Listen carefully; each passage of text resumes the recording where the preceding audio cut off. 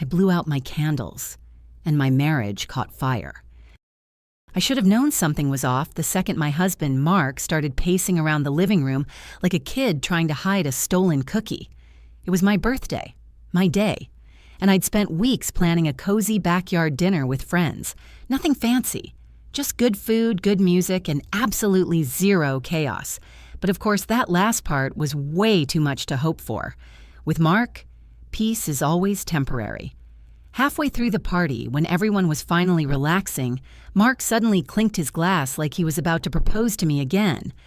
My friends turned, smiling politely, and I felt a pit open in my stomach. Mark loves attention, but he usually warns me before making a speech.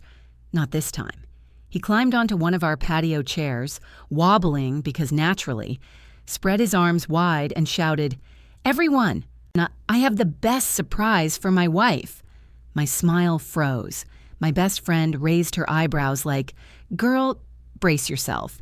Then Mark dropped it. "I bought us a new house, like, today." The entire backyard fell silent.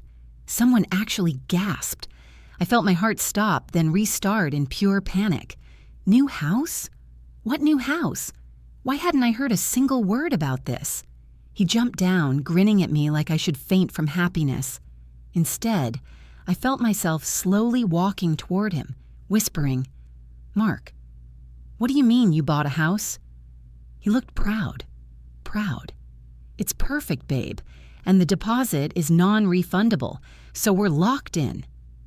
That was the moment my birthday, and maybe my marriage, officially started to unravel. I swear my ears were ringing. People were staring at us like they were watching a reality show meltdown unfold live. Mark, meanwhile, was beaming like he'd just announced a surprise trip to Paris instead of whatever financial grenade he'd pulled the pin on. I kept whispering, "What house? What deposit?" But he just kept patting my arm like I was overwhelmed with joy, which honestly made me want to shake him. Finally, I dragged him inside, away from everyone's eyes. The second the sliding door closed, my whisper turned into a hiss. "Explain. Now." Mark looked confused, then offended, like I was ruining his magical birthday spectacle.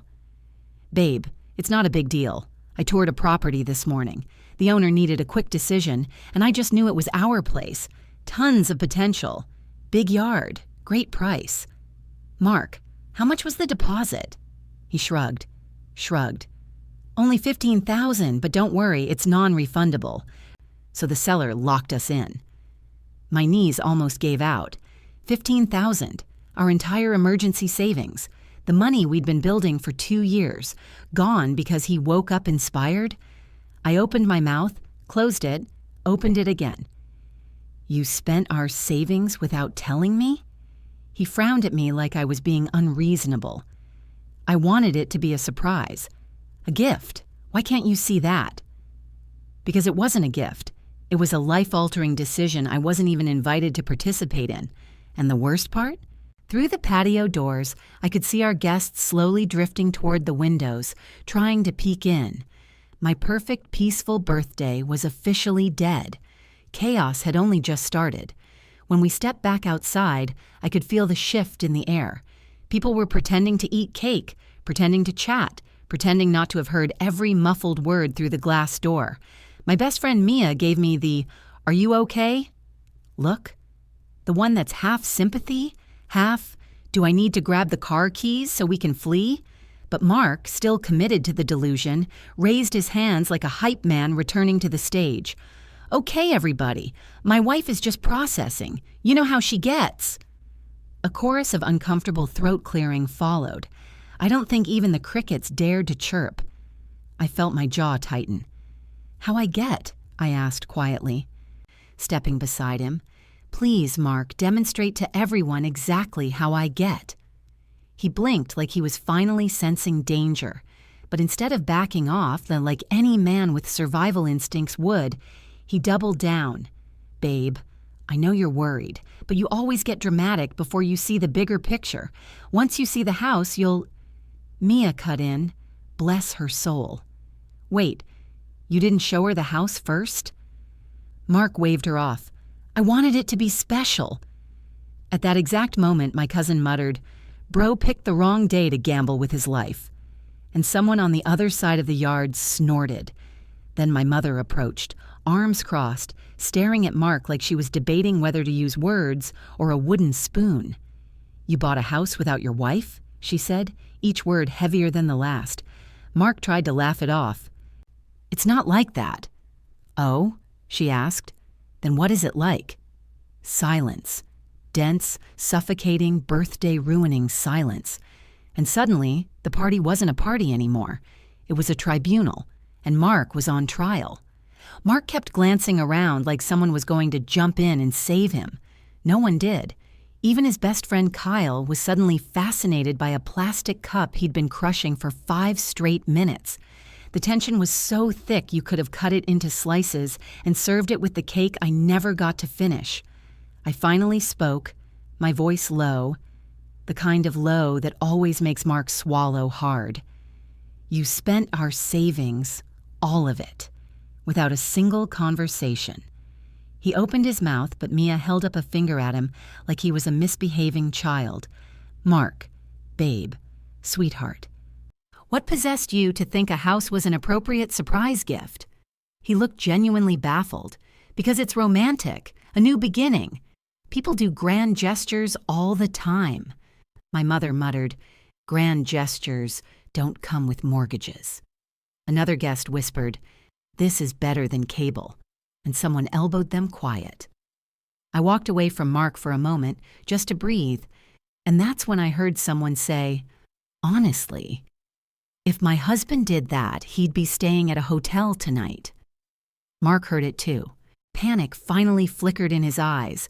He followed me toward the kitchen door. "Babe, please. I thought I was doing something amazing. I wanted this to be the best birthday of your life." I turned back to him. "You made a decision for me, not with me, a life decision, and you didn't even think you needed my input?" He ran a hand through his hair. "I just acted. I got excited." "Excited?" I snapped. "You burned through our savings because you were excited? Mark, excitement is buying a fancy candle. Excitement isn't legally binding." Someone coughed to hide a laugh. His voice cracked. "I didn't mean to hurt you." "But you did," I said.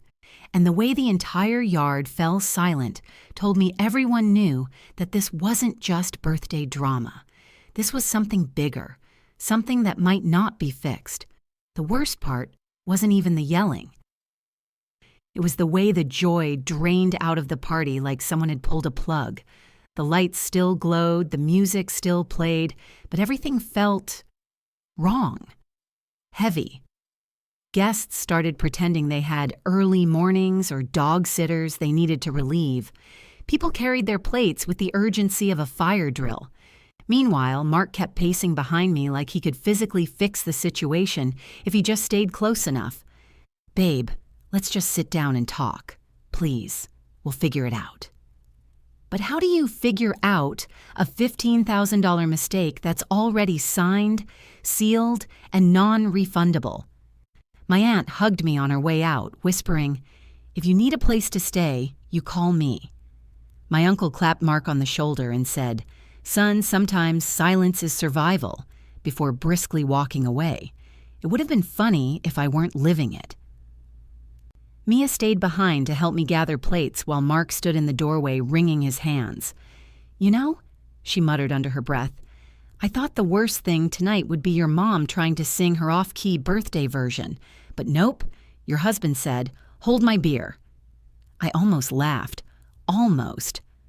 Mark stepped forward like approaching a wild animal. "Can we please talk inside? Please." Mia shot him a death glare but nodded at me. "I'll clean up. Go." I followed him into the living room. The house was finally quiet, but the silence wasn't peaceful. It was suffocating. He turned, eyes glossy. "You're not leaving me over this, right?" I didn't answer immediately, because for the first time since the announcement, I realized I didn't know the answer. Mark stood in front of me like a man waiting for a verdict. His shoulders slumped, his voice shaking. I'd seen him stressed before, annoyed, even frustrated, but never afraid. And the truth was, that scared me more than the decision he'd made, because it meant he finally understood what he'd done. "Please say something," he whispered. I sank into the couch, staring at the dark TV screen like it might give me answers. "Mark, I don't know how to trust you right now. You made a massive decision that affects our entire life, and you didn't want my input, not even my awareness." "I wanted to give you something big," he said quietly. "I wanted to surprise you." "No," I corrected. "You wanted to impress me, and you didn't think about the consequences." He swallowed, eyes glossy. "I'll fix it. I'll call the seller, the agent, anyone. I'll get the deposit back." "You can't," I reminded him. "You already said it's non-refundable." He winced like the words physically hit him. The clock on the wall ticked louder than it had any right to. I took a long breath. "I'm not making any decisions tonight. I'm too hurt to think clearly, so I want you to stay with your brother for a few days. I need space." His face crumpled. "You're kicking me out." "I'm asking for distance," I said. "To think. To breathe." Mark nodded slowly, like someone learning how to walk again. He grabbed a small bag, hesitated at the door, and whispered, "I'm so sorry," before slipping out into the night. When the house finally went quiet, I sat alone in the leftover mess of what was supposed to be a simple birthday party. Plates half-eaten, candles melted, decorations drooping. Everything looked like the aftermath of a storm. And maybe that's exactly what it was. I don't know what will happen with the house, or with us, but I do know one thing. That night taught me that chaos doesn't come from surprises. It comes from secrets. And I'm not sure how many more of those my marriage can survive.